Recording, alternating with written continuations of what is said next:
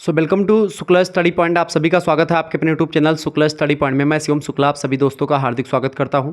आज के वीडियो के माध्यम से हम लोग सिलेबस के बारे में डिस्कस करेंगे। सिलेबस होगा आपका संस्कृत साहित्य का या संस्कृत का बोल लें, क्योंकि संस्कृत में एक प्रकार से व्याकरण और साहित्य सब कुछ आपको संस्कृत के अंतर्गत ही पढ़ना पड़ता है। तो ये नहीं कि संस्कृत साहित्य आपको अलग से सब्जेक्ट पढ़ना पड़ता है, संस्कृत व्याकरण अलग से पढ़ना पड़ता है। संस्कृत व्याकरण और साहित्य एक साथ ही पढ़ना पड़ता है। न्यू सिलेबस है 2024-25 की परीक्षाओं के लिए, 26 की परीक्षाओं के लिए, सभी के लिए यही है। बीए के अगर आप थर्ड सेमेस्टर में पहुंच चुके हैं, सेकंड सेमेस्टर का पेपर दे चुके हैं संस्कृत का, और आप सोच रहे हैं कि थर्ड सेमेस्टर में हमको क्या पढ़ना है, आप किसी भी विश्वविद्यालय से संबंधित किसी भी कॉलेज में पढ़ रहे हैं, कोई दिक्कत की बात नहीं है। सिलेबस आपका ये है। आइए जानने का प्रयास करते हैं सिलेबस में क्या क्या पढ़ना है। राष्ट्रीय शिक्षा नीति के अनुसार जो सिलेबस है आपका सभी विश्वविद्यालयों का वो सेम है। बीए द्वितीय वर्ष तृतीय सेमेस्टर संस्कृत नाटक और व्याकरण आपको पढ़ना होता है। पाठ्यक्रम देख लेते हैं क्या भाई क्या क्या आपको पढ़ना है, और विस्तार से चीज़ों के बारे में हम अध्ययन करने का भी प्रयास करेंगे। ठीक है, आपकी बार चैप्टर वाइज वीडियोस भी मैं प्रोवाइड करवाने वाला हूं, तो परेशान आपको नहीं होना है। ठीक है, चले। इसके अलावा साथ ही साथ मैं एक बात और आपको बता दूं, हिंदी का कोर्स लॉन्च किया गया है। हिंदी का कोर्स अगर आप लेते हैं, बीए के थर्ड सेमेस्टर का हिंदी का कोर्स लॉन्च कर दिया गया है।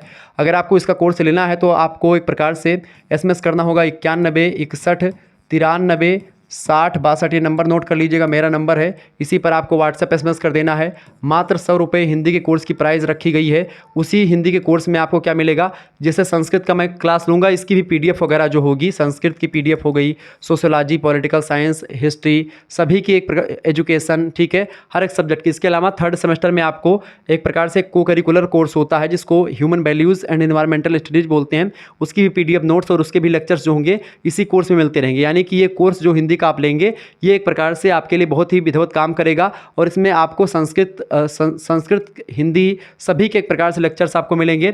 इसके अलावा कोर्स तो पूरा हिंदी का होगा पूरा विस्तार से, लेकिन अगर अदर सब्जेक्ट भी आपके हैं और आप PDF केवल प्राप्त करना चाहते हैं हर एक सब्जेक्ट का या किसी भी सब्जेक्ट का, तो भी आपको अगर जो है ग्रुप ज्वाइन करेंगे तो उसके लिए आपको 100 रुपये पे करने होंगे। ठीक है, आप जैसे ही SMS करेंगे 91 61 93 60 62 नंबर पर, तुरंत आपके पास एक स्कैनर सेंड किया जाएगा, उस पर आपको मात्र 100 रुपये पे कर देने होंगे। अगर आप नहीं चलाते हैं गूगल पे, फोन पे, कुछ भी, तो आप किसी दूसरे से भी सेंड करवा सकते हैं। फिर उसका स्क्रीनशॉट हमारे पास सेंड कर दीजिएगा, आपको ग्रुप से ऐड कर दिया जाएगा। फिर उसके बाद में आप आगे fourth semester, fifth semester, six semester में भी एक प्रकार से आपकी हेल्प होती रहेगी, आप जुड़े रहेंगे हमसे। ठीक है, तो अगर आपको हिंदी का कोर्स लेना, हिंदी गद्य पूरा उसमें मैं पढ़ाऊंगा, 3-4 चैप्टर हो चुके हैं आपके, तो उसमें आपको एक प्रकार से ये जैसे संस्कृत में मैंने क्लास ली, संस्कृत चैप्टर नंबर 1 की क्लास ली या सिलेबस की क्लास ली, तो सिलेबस की PDF वगैरह हो गई, वो उसी ग्रुप में सेंड कर दी जाएगी। तो आपका क्या होगा, अगर आपका हिंदी नहीं भी है तो भी आप ज्वाइन हो सकते हैं ग्रुप में। इससे क्या होगा कि आप एक प्रकार से हमारे साथ दीर्घकाल के लिए जुड़ जाएंगे, लंबे समय के लिए जुड़ेंगे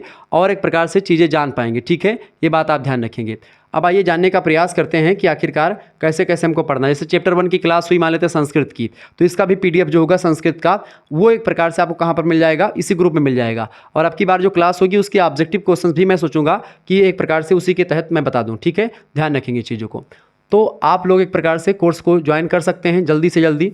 ठीक है, इकाई नंबर 1 में हमको क्या पढ़ना है, नाट्य साहित्य की परंपरा के बारे में जानना है और प्रमुख नाटककार के बारे में समझना है। तो संस्कृत नाटक की परंपरा जो रही है, उसका इतिहास जो रहा है, हिस्ट्री जो रही है, उसके बारे में समझेंगे। इसके बाद में प्रमुख नाटककार जो है संस्कृत साहित्य के बेसिकली इंपॉर्टेंट उनके बारे में जानना है। इस जैसे कि महाकवि भास हो गए, अश्वघोष हैं, भवभूति हैं, भट्ट नारायण है और विशाख दत्त हैं। ये सब संस्कृत के बड़े फेमस नाटककार हैं, इनके बारे में हम विस्तार से जानेंगे। भास की जीवन परिचय और भास ने क्या क्या काम किया संस्कृत साहित्य में, क्या क्या योगदान दिया है, इन सभी के बारे में। ऐसे अश्वघोष, भवभूति, भट्ट नारायण और विशाख दत्त, इन सभी के बारे में जानना है।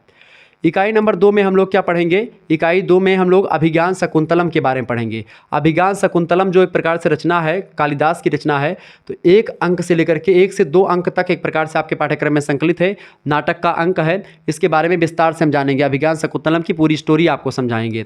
इसके अलावा इकाई तृतीय की अगर बात की, तीसरी इकाई में अभिज्ञान शकुंतलम का 3रे अंक से लेकर के 4था अंक संकलित है।